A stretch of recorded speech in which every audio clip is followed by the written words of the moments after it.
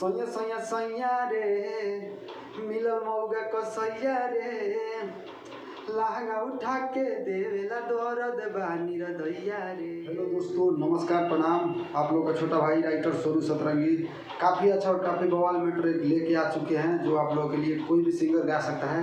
काफ़ी अच्छा orchestra matter लिखे हुए हैं, कोई भी सिंगर गा सकता है, नया या पुराना। तो आप लोग को बता देना चाहेंगे, हिंदी ट्रैक है जो हिंदी ट्रैक पे लिखे हुए हैं। काफ़ी अच्छा और काफ़ी मस्त मैटर है, आप लोग को स्टार बना सकता है।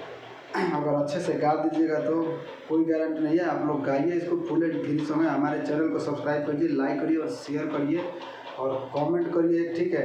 क्योंकि अब इसी चैनल पे रेगुलर वीडियो अपलोड होगा, क्योंकि पहले मैं गाना लिखता था दूसरे चैनल पे, अच्छा खासा व्यूज जाता था। कोई प्रॉब्लम आ गया, तकनीकी कारण की वजह से चैनल वो प्रॉब्लम हो गया है, इसलिए नया चैनल बनाया हूँ। नया चैनल को सब्सक्राइब करिए, लाइक करिए, ठीक है, और ज़्यादा से ज़्यादा शेयर करिए, थोड़ा इस चैनल को सपोर्ट करिए, ठीक है।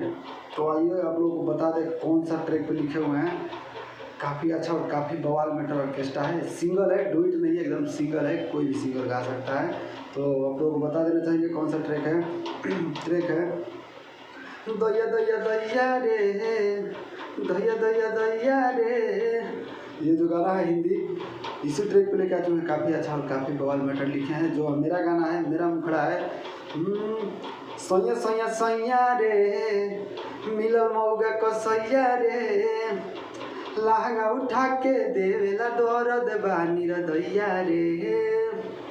इसी टाइप का है। तो चलिए आगे पूरा वीडियो को देखें, स्किप ना करें, पूरा वीडियो को फुल वीडियो को वॉच करें और गाना को आनंद लें। पूरा फुल सॉन्ग है इस गाने में। तो आइए मुखड़ा की ओर लेके चलते हैं। मुखड़ा सुनाते हैं कैसा लिखा हुआ है, काफ़ी अच्छा और काफ़ी बवाल मैटर है।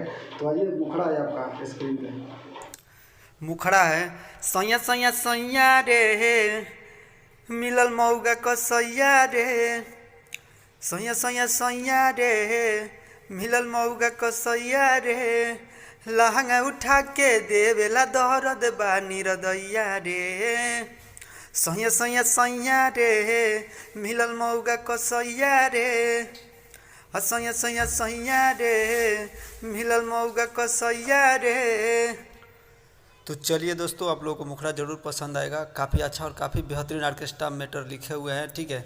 तो चलिए वीडियो को ज़्यादा लंबा नहीं करते हुए, अभी तक हमारे राइटर सोनू सतरंगी चैनल को सब्सक्राइब नहीं किए हैं तो प्लीज़ सब्सक्राइब कर दीजिए, लाइक कर दीजिए और शेयर कर दीजिए और एक कमेंट ज़रूर कर दीजिए कैसा सॉन्ग लगा आपको, ठीक है। तो चलिए फर्स्ट अंतरा क्यों लेके चलते हैं, फर्स्ट अंतरा कैसा लिखे हैं तो उसको भी बताते हैं आप लोगों को। और हमारा ये नया चैनल है, ठीक है। पुराना वाला चैनल में थोड़ा कुछ खराबी होने की वजह से वो लॉगिन नहीं हो रहा है। प्लीज़ इसको सब्सक्राइब करिए, इसी पे रेगुलर वीडियो आएगा। तो चलिए फर्स्ट अंतरा को लेके चलते हैं। फर्स्ट अंतरा है, अरे मांगे लखाना त कदे नी माना उ हमरा के आँख देखावे, चढ़ल जवानी के पानी ये सखी खड़े खड़े उचुआवे।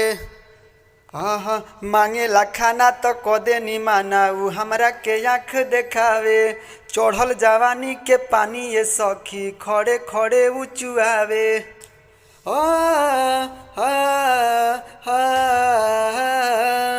सैया सैया सैया रे महुगा कसैया रे, सैया सैया सैया रे मिलल महुगा कसैया रे। तो चलिए दोस्तों, जिस टाइप का हम मतलब लिखे हुए हैं, जिस टाइप का वॉइसिंग दिए हैं, उस टाइप का गाइएगा, ठीक है।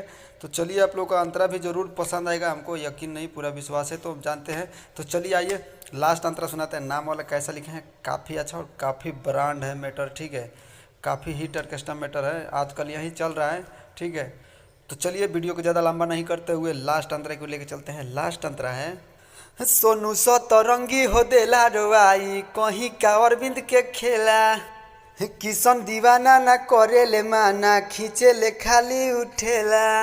सोनू सतरंगी हो देला रोआई कहीं का अरविंद के खेला, किशन दीवाना ना करे ले माना खींचे ले खाली उठेला। हाँ हाँ हाँ